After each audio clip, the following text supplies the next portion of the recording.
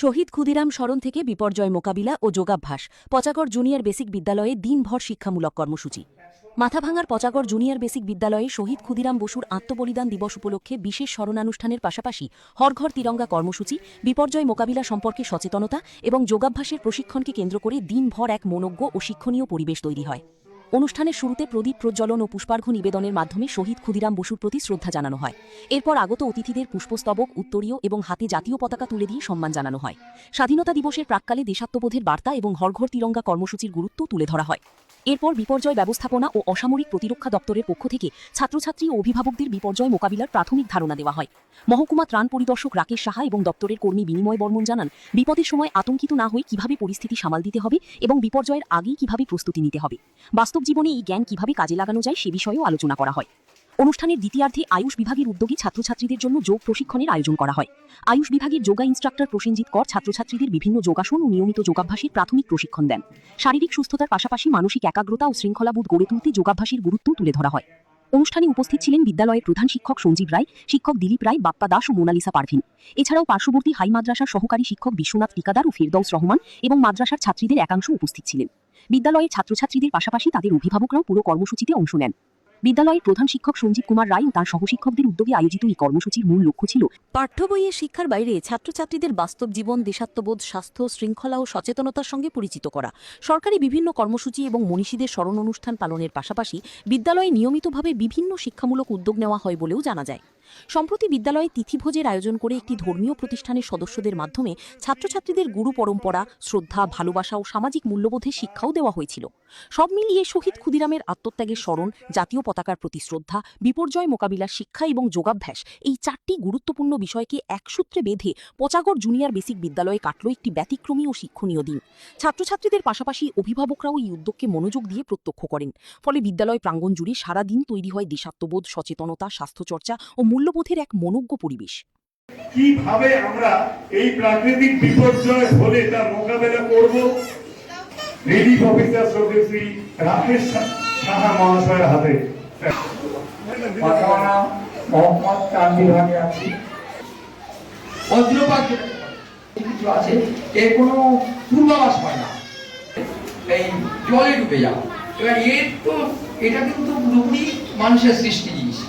জলে ডুবে যাওয়া একমাত্র যদি বন্যা তো সবসময় সচরাচর হয় না।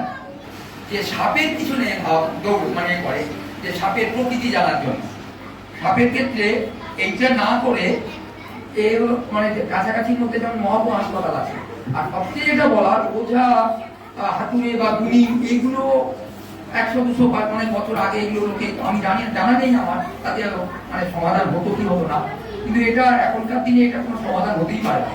একমাত্র মানে মহকুমা হাসপাতালে সরাসরি যাওয়াটা সবচাইতে ভালো। সে আমার মনে হাসপাতালে নিয়ে গেলে যারা ডাক্তার আছে বা যারা সেবিকা, নার্স আছে, তারা ঠিকই তাদের অভিজ্ঞতার মাধ্যমে তারা বুঝে যাবে যে নির্বিষ নাকি বিষাদা। কালাচে হলে যেটা হয়, সমস্ত নার্ভগুলো আমাদের অচল হয়ে যাবে, জায়গাগুলো ফুলে যাবে। বাট এইগুলো যারা যারা যেখানে হবে আক্রমণ হবে, সেই বাড়ির লোকের এগুলোর পেছনে না সময় ব্যয় করে এটা হাসপাতালে যারা আছে ডাক্তার বা নার্স, তারাই তাদের অভিজ্ঞতা, তাদের দক্ষতার মাধ্যমে তারা এ করবে, বিবেচনা করবে, সেইভাবে তাদের ট্রিটমেন্ট হবে। আমরা যেটা বলি বজ্রপাতের ঘেরা জায়গায় থাকতে ভূমিকম্প কিন্তু আবার ভূমিকম্প, সেটা হলো ফাঁকা জায়গায় যেতে হবে। কিন্তু এই জন্য ভূমিকম্পেরও মানে প্রাথমিক কোনো পূর্বাভাস সেইভাবে দেওয়া যায় না এইভাবে। আর উত্তরবঙ্গের ক্ষেত্রে আমি দেখেছি যে ভূমিকম্প অনেকটা কাছাকাছি জলের মধ্যে আছে পাহাড়ে, সেহেতু কাঠের বাড়ি হয়। কাঠের বাড়ি হলে কি হয়, মানে প্রতিটা পাকা বাড়ির থেকে অনেক কম হয় কাঠের বাড়ি। এখন তো বর্ষাকাল এসছে, বাড়ির আশেপাশে প্রচুর জল জমে আছে, সেই জলের ধারে তোমরা একা যাবে না। যদি যেতে হয় তাহলে বাড়ির কাউকে সাথে নিয়ে যাবে, মনে থাকবে। নাহলে তখন ডুবে যাবে বা পড়ে যাবে, তাহলে কিন্তু আর বেঁচে ফেরা যাবে না। কেমনটি যাতে না ঘটে, আমরা কি করব তাহলে, বড়দের সাথে নিয়ে তবে জলের ধারে যাবো, একা একা যাবো না। আর তোমার ছোট ভাই বোন তারা যদি যায় তাদেরকে যেতে দেব না, খেয়াল রাখতে হবে। একটু আলোচনা করছি, আপনাদের প্রশ্ন করেই কতটা আমরা নিলাম। প্রথম প্রশ্ন, সাপের কি কান আছে? কি মনে হয় আপনারা? গ্রামে আমরা সকলেই থাকি। সাপের কান আছে কিন্তু বহিঃকর্ণ নাই। আমাদের যেরকম এই যে কানের এটা আছে, সাপের কিন্তু বহিঃকর্ণ নেই। সাপের কি চোখ আছে? চোখ আছে, কিন্তু সাপ কিন্তু ক্ষীণ দৃষ্টি, মানে হালকা হালকা আবছা দেখে। আর যদি চুপচাপ কোনো জিনিস থাকে ও দেখতে পায় না। ওই জন্য সাপের সামনে যদি আমরা চুপ করে দাঁড়ায় থাকি, সাপ কিন্তু সবল মারবে না, কিন্তু নড়াচড়া করলে যে কোনো মারবে। এই আছে প্রথম কাজ। অনেক সময় ওই ক্ষত জায়গায় কেউ কি করে চুমুক দিয়ে বিষে রক্ত করে টেনে টেনে বের করে, এটা কি করবো? কখনো না। রোগীকে আমাদের নিয়ে যেতে হবে, রোগীর বেশি নড়াচড়া করতে দেব না।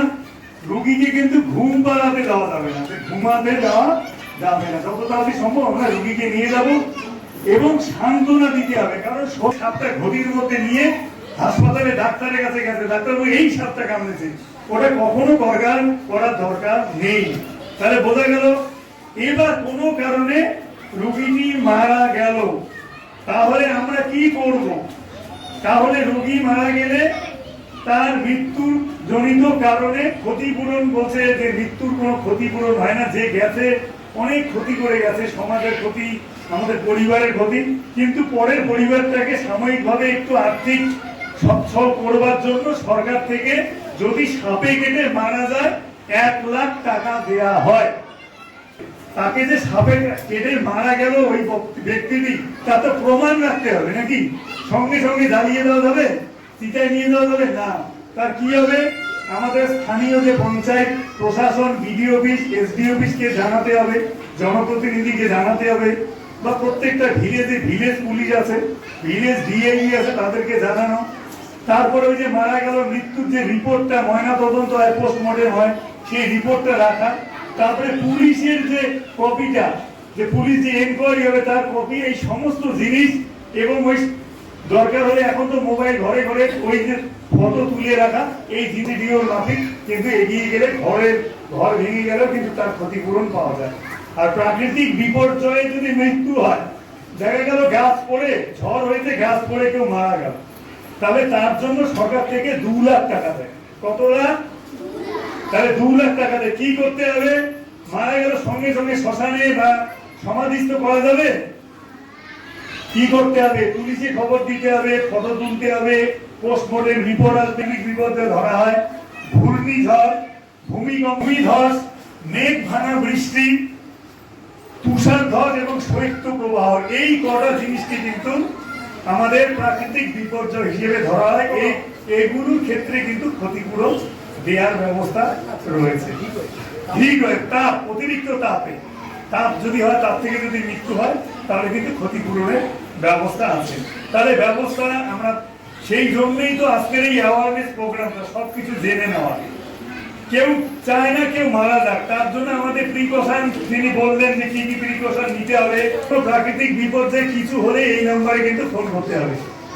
কেউ নেই, কাউকে পাওয়া যাচ্ছে না, তাহলে 1070 নম্বরে ফোন করতে হবে। তাহলে কিন্তু এই ডিজাস্টার ম্যানেজমেন্ট থেকে লোক আসবে বা সিভিল ডিফেন্স থেকে লোক চলে আসবে আপনাদেরকে বিভিন্নভাবে সহযোগিতা করবার জন্য। লোকে ঝড়ের সময় বন্ধ রাখতে হবে। হ্যাঁ, আর কি? ঘূর্ণিঝড়ের সময় ঝড় আসলে গাছের নিচে কিন্তু দাঁড়ানো কোনো মতেই যাবে না। দাঁড়ানো যাবে? দাঁড়ানো কিন্তু যাবে না। আর যদি ঘরের অবস্থা খুব খারাপ থাকে, দেখা গেল কারো ছায়া লাগাও, তাহলে আমরা চৌকির নিচে বা টেবিলের নিচে চলে যেতে পারি।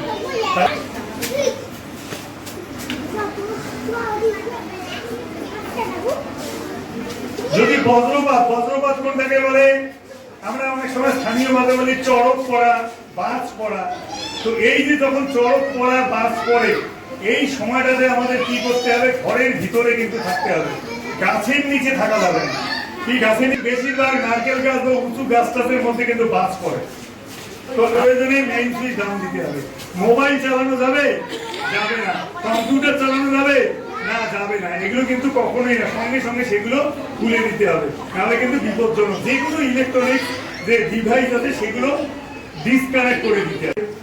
আচ্ছা, এবার এই যে ভূমিকম্প হলে সবার আগে কি হয়? ভূমিকম্প হলে দেখবেন ইলেকট্রিক চলে যায়, তাই না? ভূমিকম্প হলে কারেন্ট চলে যায়। তাহলে আমাদের কিন্তু ব্যাটারি চালিত টর্চ এটা কিন্তু রাখা খুব জরুরি। কারণ এই কর্নার গুলোতে আমরা কিন্তু শেল্টার নিব, এই সমস্ত জায়গায়। যদি এই সমস্ত বিম না থাকে তাহলে শক্ত কোনো টেবিল চৌকির নিচে এই সমস্ত জায়গায় কিন্তু আমাদের আশ্রয় নিতে হবে। ভূমিকম্পের সময় লিফট ব্যবহার করা যাবে না, গাড়ি চালানো যাবে না, এই জিনিসগুলো মাথায় রাখতে হবে।